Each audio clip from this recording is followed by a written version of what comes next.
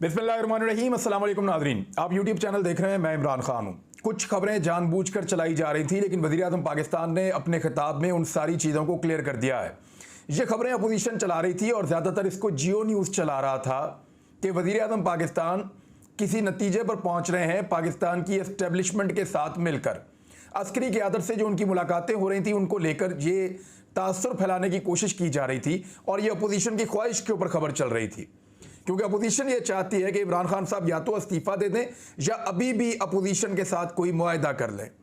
मुआहदे के अंदर ये चीज़ें तय कर लें कि अपोजिशन के लोगों के खिलाफ कोई कानूनी कार्रवाई नहीं होगी, और दूसरा, इमरान खान साहब थोड़े अरसे के बाद इस्तीफ़ा देकर नया इलेक्शन करवा देंगे। उससे इमरान खान साहब की पॉपुलैरिटी नहीं बढ़ेगी, बल्कि वो अपना नुकसान कर लेंगे।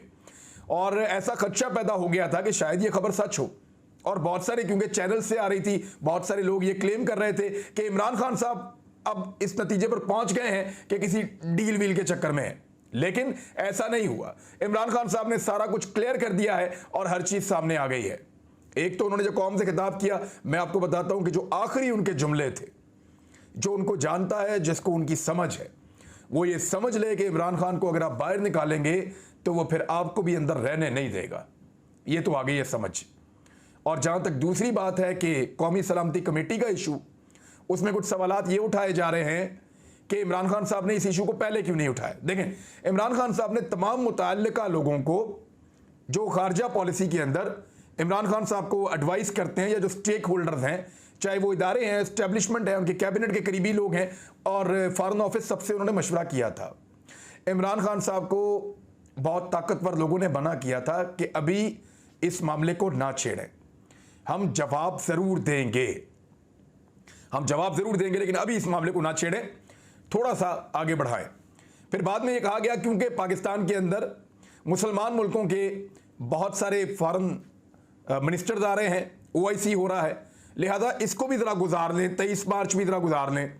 तो 23 मार्च के बाद जब इमरान खान साहब ने दोबारा कहा कि चले भाई जवाब देते हैं उस मुल्क को, अमेरिका को, मैं तो साफ ही आपको कहूँगा, तो फिर इमरान खान साहब के साथ जब दोबारा डिले किए गए चीज़ों का, तो उन्होंने फैसला किया कि, या उनको ये महसूस हुआ कि इमरान खान साहब को शायद ताखीरी हरबे इस्तेमाल किए जा रहे हैं, और जिस दिन इमरान खान साहब निकल जाएंगे तो फिर उसके बाद अगर वो ये बात करेंगे तो कोई ये बात नहीं मानेगा कि बतौर वज़ीर आज़म आपने क्या किया था।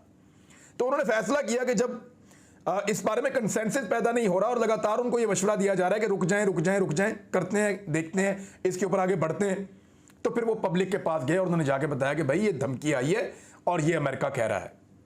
उन्होंने अमेरिका का नाम नहीं लिया, लेकिन मैं आपको लेकर बता रहा हूं, क्योंकि इमरान खान साहब अपने खिताब में गलती से, भारत आप खुद समझदार हैं, गलती से इमरान खान साहब ने अमेरिका का नाम ले लिया अपने खिताब में, जानबूझकर नहीं लिया, गलती से लिया है। लेकिन अब सबको पता है कि अमेरिका है इस सारी साजिश के पीछे, लेकिन गलती से नाम लिया है, मैं आपको फिर बता रहा हूं। तो अब आप ये देखें कि इमरान खान साहब ने जब इस मामले को उठाया तो फिर कौमी सलामती कमेटी का इजलास हुआ, जिसमें अस्करी क़यादत और सिविलियंस भी बैठे, और जो उसके अंदर स्टेक होल्डर्स थे वो सारे बैठे, और फिर ये एलामिया जारी किया गया, जिस खत का मजाक उड़ाया जा रहा था, जिस डॉक्यूमेंट को फेक कहा जा रहा था, जिसको फरमाइशी खत कहा जा रहा था, जिस पे आसिफ अली जरदारी ने कहा कि ये जाली खत है, पार्लियामेंट भी जाली, ये सारे बंदे जाली, इमरान खान भी जाली, वो यही कह रहे थे, वज़ीर आज़म भी जाली, इसका खत भी जाली। पहले जाली कह रहे थे, फिर फरमाइशी कह रहे थे, और अब क्योंकि अस्करी क़यादत वहां बैठी थी तो इसलिए खाली ये तो नहीं था कि सिर्फ इमरान खान साहब थे। तो जो वहां से एलामिया जारी हुआ मुश्तरका, वो ये कह रहा है कि कौमी सलामती कमेटी ने मुल्की मामलात में बैरूनी मुदाखलत को नाकाबिले बर्दाश्त करार दे दिया। वज़ीर आज़म की ज़ेर सदारत इजलास हुआ। कमेटी ने पाकिस्तान के अंदरूनी मामलात में किसी भी तरह की मुदाखलत को नाकाबिले बर्दाश्त करार दे दिया, और इस इजलास में मुसल्लह अफवाज के सरबराहान, वज़ीर दिफा, वज़ीर दाखिला, वज़ीर इत्तलात, मुशीर कौमी सलामती, इंटेलिजेंस एजेंसी के सरबराहान और दीगर आला हुकाम ने शिरकत की। वज़ीर आज़म को मिलने वाले धमकी अमेज खत के हवाले से अरकान को ब्रीफिंग दी गई। इजलास के बाद कौमी सलामती कमेटी की जानिब से एलामिया जारी किया गया, जिसके मुताबिक कौमी सलामती कमेटी को गैर मुल्की ऑफिशियल की पाकिस्तानी सफ़ीर से होने वाली बाज़ाब्ता बातचीत पर ब्रीफिंग दी गई। कमेटी ने गैर मुल्की सफारतकार की जानिब से इस्तेमाल की गई ज़बान पर तशवीश का इजहार किया। कौमी सलामती कमेटी ने पाकिस्तान के अंदरूनी मामलात में किसी भी तरह की मुदाखलत को नाकाबिले बर्दाश्त करार दे दिया और कहा कि पाकिस्तान की जानिब से सफारती सतह पर इस मामले पर एहतजाज किया जाएगा। और कमेटी ने गुज़िश्ता रोज़ काबीना इजलास के फैसलों की तौसीक भी की है। अच्छा, इसके बाद असद उमर साहब ने ही बताया, लेकिन बिलावल ये कह रहे थे कि इमरान खान साहब ने एक वजीर के ज़रिए से ये ख़त खुद एक सफारतकार से लिखवाया है, लेकिन अब क्योंकि पाकिस्तान के कौमी सलामती के इदारे भी, और ये एक रिकॉर्डेड डॉक्यूमेंट है, बाकायदा ऑफिशियल डॉक्यूमेंट है, इसको डिनाई नहीं किया जा सकता। बाकायदा दोनों तरफ से बैठकर ये चीज़ें लिखी जा रही होती हैं ऑफिशियल्स की मौजूदगी में। लिहाजा ये अब क्लियर है। देखें, जो लोग बात कर रहे हैं कि इमरान खान एनआरओ मांग रहा है, या इमरान खान हार मान जाएगा, या इमरान खान कोई डील लेकर थोड़ा अरसा अपनी हुकूमत बढ़ाकर इलेक्शन में चला जाएगा, अर्ली इलेक्शन में असम्बलियां तहलील करके, वो सब झूठ है। झूठ कैसे है मैं आपको बताता हूं। इमरान खान साहब को इस वक्त ऐसी किसी चीज की जरूरत नहीं है। 2 महीने बाद हुकूमत गिरती है तो अब क्यों ना गिर जाए। 2 महीने बाद जब वो खुद असम्बलियां तोड़ेंगे तो उनको उतनी पॉपुलैरिटी और पजीराई पब्लिक में कभी नहीं मिलेगी जितनी पॉपुलैरिटी और पजीराई उनको तब पब्लिक में मिलेगी जब बैरूनी एजेंडे के तहत, बैरूनी हमले के नतीजे में उनकी हुकूमत गिरा दी जाएगी। तो गिराने वाले विलन बन जाएंगे और इमरान खान साहब हीरो बन जाएंगे। तो उनको तो सूट करता है कि हर हाल में उनकी हुकूमत को गिराया जाए। अगर वो बचे तो नंबर गेम के अंदर बचे, गिराने की कोशिश पूरी होनी चाहिए। हमला होना चाहिए, हमले से बच जाए या ना बचें, लेकिन हमला होना चाहिए। ये कोई सुलह सफाई या डील नहीं होनी चाहिए। वो इमरान खान साहब को सूट नहीं करती। हां, वो उनको सूट करती है जो इस सिचुएशन से बचना चाह रहे हैं कि ये एक बैरूनी एजेंडे के तहत पाकिस्तान में हुआ। जब ये हो रहा था तो तब आपने क्या किया, या रियासत में आप लोग जिम्मेदार थे, आपने इसके नतीजे में क्या किया। अब वो लोग अपनी चीजों को, अपनी स्किन सेव करने के लिए वो ये कह रहे हैं कि कोई बीच का रास्ता निकाल लें, लेकिन इमरान खान साहब ने साफ कहा कि कोई बीच का रास्ता नहीं है। कौमी सलामती कमेटी ने, इसके अंदर फौजी भी और सिविलियंस भी सारे मौजूद थे, उन्होंने तस्दीक की है इस लेटर की। ना सिर्फ तस्दीक की बल्कि उन्होंने इसको मजम्मत भी की और यह भी कहा कि अब इसके ऊपर जवाब दिया जाएगा। 10 तारीख को मेरे इमरान खान साहब ने कहा था कि मेरी बड़ी ख्वाहिश है कि हर हाल में इसका जवाब दिया जाए, और मैं ये चाहता हूं, और मैंने तमाम स्टेक होल्डर्स को यह कहा है। लेकिन उन्होंने तो मुझे बताया था किसने उनको मशवरा दिया, लेकिन उन्होंने कहा कि मुझे अभी कहा गया है कि रुक जाएं थोड़ा सा। तो उनको बहानों से रोका गया था, लेकिन अब वो रुकने वाले नहीं हैं। उन्होंने इस मामले को उठा दिया है और अमेरिका का नाम उन्होंने ले लिया, गलती से लिया है। मैं आपको फिर बता रहा हूं, इमरान खान साहब ने गलती से लिया। खिताब में उन्होंने क्या कहा, जरा ये सुने आप। एक तो उन्होंने जब खिताब शुरू किया तो आज उनका सारा खिताब, एक्चुअली वो 3 चीजें हैं जिनके ऊपर उन्होंने पाकिस्तान तहरीक इंसाफ की 25 साल पहले बुनियाद रखी थी। नंबर 1 चीज इंसाफ, नंबर 2 इंसानियत, और खुद मुख्तारी नंबर 3 थी। अब खुद मुख्तारी वाले पोर्शन के ऊपर वो रहे आज। उन्होंने कहा कि खुददारी आज़ाद कौम की एक निशानी होती है। मौलाना रूमी की उन्होंने एक कहावत पेश की। उन्होंने कहा था कि जब अल्लाह ने आपको पर दिए हैं तो फिर आप कीड़ों मकोड़ों की तरह रेंगते क्यों हैं ज़मीन पर। यह इमरान खान साहब ने कहा अपनी कौम को। उन्होंने कहा मुश्किलात का मुकाबला करने वाले आगे बढ़ते हैं और ऊपर उठते हैं। फिर नबी करीम सल्लल्लाहु अलैहि वसल्लम की सीरत की एक मिसाल पेश की उन्होंने कि जितनी मुश्किलात आप सल्लल्लाहु अलैहि वसल्लम ने बर्दाश्त की थी, उन्होंने कहा हमें भी मुश्किलात बर्दाश्त करनी पड़ेंगी। मुल्कों से डरकर हम चूंटियों की तरह जमीन पर रेंग रहे हैं, यह इमरान खान साहब ने कहा। 25 साल से वादा कर रहा हूं, ना किसी के सामने झुकूंगा, ना अपनी कौम को किसी के सामने झुकने दूंगा, यह भी कहा इमरान खान साहब ने। पाकिस्तानियों ने सबसे ज्यादा कुर्बानियां दी दहशतगर्दी के खिलाफ लड़ाई में। अमेरिका में दहशतगर्दी हुई, हम उसकी मजम्मत करते हैं, हमारी हमदर्दियां अमेरिका के साथ थी, हम दहशतगर्दों के खिलाफ थे। लेकिन दहशतगर्दी की लड़ाई पाकिस्तान पर जबरदस्ती थोपी गई। जिस कमरे में बैठा हूं इसी कमरे के अंदर फैसले हुए थे और गलत फैसले हुए थे।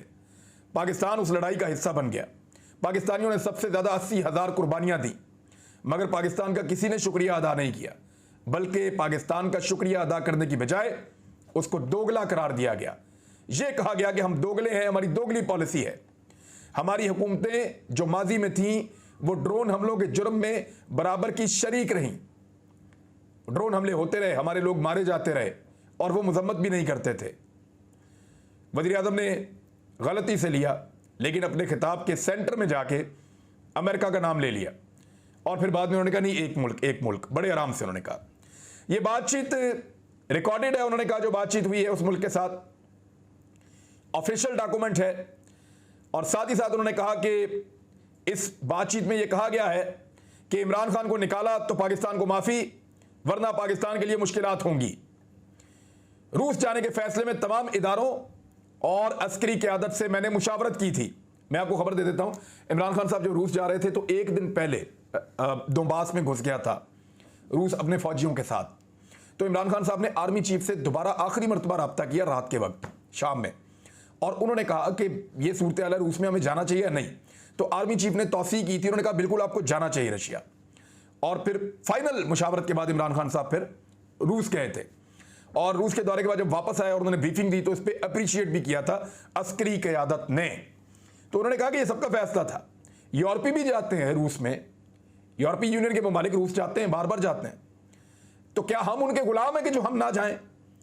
वो मुझे हटाकर पाकिस्तान में अपने गुलामों को लाना चाहते हैं, अपने ऐसे गुलामों को लाना चाहते हैं जो उनकी हर बात माने। क्या वो अपने मुल्क में, अमेरिकन की बात कर रहे हैं एक्चुअली, ऐसे सजा याफ्ता लोगों को, ऐसे करप्ट लोगों को इक्तदार में आने देंगे जैसे लोगों को वो पाकिस्तान के ऊपर मुसल्लत करना चाहते हैं? एक भगौड़ा है, बाकियों पे केसेस हैं, किसी के पास जवाब नहीं है, और उनको पाकिस्तान में इक्तदार में इसलिए लाया जा रहा है कि वो उनकी गुलामी करते हैं। तो क्या अपने मुल्क में ऐसे लोगों को आने देंगे? एक्चुअली उन्हें इमरान खान पसंद नहीं है, वो इमरान खान को निकालना चाहते हैं। उन्होंने कहा कि साबिक हुक्मरान क्यों उन्हें पसंद है? उनके एतबार में 400 ड्रोन हमले हुए 10 सालों में। अफगानिस्तान का जो सदर था ना करजई, वहां पे जंग चल रही थी, नेटो की फौज बैठी हुई थी, ड्रोन हमला होता था, वो भी मजम्मत करता था। लेकिन पाकिस्तान में तो कोई जंग नहीं थी, पाकिस्तानी हुक्मरानों ने कभी मजम्मत नहीं की, बल्कि उन्होंने मिसाल दी कि आसिफ अली जरदारी ने एक किताब के अंदर, वहां अमेरिकन ने लिखा है कि आसिफ अली जरदारी ने अमेरिकन को यह कहा कि फिक्र ना करें, अगर कोई कोलेटरल डैमेज होता है, कोलेटरल डैमेज कहते हैं कि एक जगह बम फटे, जिनको मारना था वो तो मर जाएं, आसपास के भी सैकड़ों हजारों लोग या दर्जनों लोग जो हैं मर जाएं, जख्मी हो जाएं, मफलूज हो जाएं, कुछ भी हो जाए उनको। तो जरदारी साहब ने कहा कि मुझे आप फिक्र ना करें, आप हमले जारी रखें ड्रोन हमलों में, अगर कोई कोलेटरल डैमेज होता है या आम लोग, मासूम लोग मारे जाते हैं, बेकसूर लोग मारे जाते हैं, तो मुझे कोई फर्क नहीं पड़ता। अब उन्होंने मौलाना साहब को भी बताया कि मौलाना साहब अमरीकी सफ़ीर को खाना खिलाते हैं और कहते हैं कि जो काम आप मेरे से लेना चाहती हैं मेरे से लें, मुझे मौका दें। आप अमेरिकन से ये मांगते हैं इक़्तिदार, ये तो ऑन रिकॉर्ड है और विकीलीक्स के अंदर शामिल है। अब इमरान खान साहब ने जो आखिर में बातें की हैं ना, वो सबसे इंपॉर्टेंट है। एक तो उन्होंने खिताब किया अपने लोगों से और अपने लोगों को ये बताया कि आपके लिए कोई हालात अच्छे नहीं आ रहे। इमरान खान साहब ने कहा कि अगर किसी को लगता है कि मैं इस्तीफा दूंगा तो याद रखें, मैं इस्तीफा दूंगा, मैं कभी हार नहीं मानूंगा।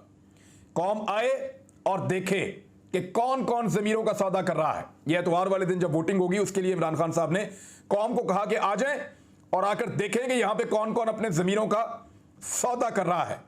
अगर ये लोग उल्टे भी लटक जाएं तब भी पाकिस्तान में कोई नहीं मानेगा कि जो अरकान इनके पास जा रहे हैं या टूट के इनके हाथों में खिलौना बन रहे हैं, वो किसी नज़रिए के तहत जा रहे हैं। सब जानते हैं कि ये सौदेबाजी हो रही है। और फिर ये कह रहा हूं, उन्होंने वार्निंग देते हुए कहा कि फिर ये कह रहा हूं कि सौदा करने वालों को कौम कभी नहीं भूलेगी। क्या इस खित्ते के लोगों ने मीर जाफर और मीर सादिक को भुला दिया है या उन्हें माफ़ कर दिया है? उन्होंने टीपू सुल्तान को धोखा दिया था, एक ने सिराजुद्दौला को, इस तरह वो धोखा, वो पूरी आपको एक कहानी है टीपू सुल्तान की, मीर जाफर और मीर सादिक ने क्या किया था, ये पूरी एक तारीख का हिस्सा है। लेकिन इस खित्ते के लोगों ने उन्हें कभी माफ़ नहीं किया और उनको भी आज बुरे नाम से या बुरे अलकाब से याद रखा जाता है। जो भी गद्दार है उसे मीर जाफर और मीर सादिक कहा जाता है।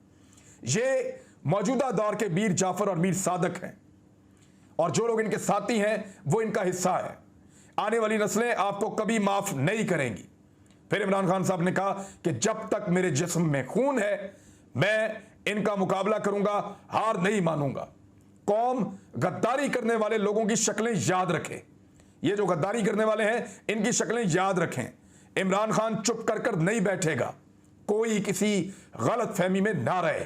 मुझे मुकाबला करना आता है और मुझे आप जानते हैं, किसी सूरत ये साजिश कामयाब नहीं होने दूंगा, रहूं या ना रहूं। उन्होंने कहा जिस्म में जब तक खून है तब तक मुकाबला करूंगा।